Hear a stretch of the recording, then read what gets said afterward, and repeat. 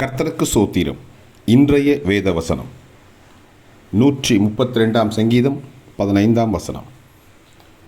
அதன் ஆகாரத்தை நான் ஆசீர்வதித்து வருவேன். ஆமென்.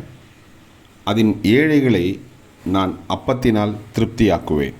ஆமென். 132 சங்கீதம் 15 வசனம். அதன் ஆகாரத்தை நான் ஆசீர்வதித்து வருவேன்.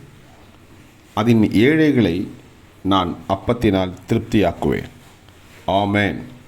132 சங்கீதம் 15 வசனம். கர்த்தர் உங்களை ஆசீர்வதிப்பாராக, உங்களோடு கூட இருப்பாராக. ஆமென்.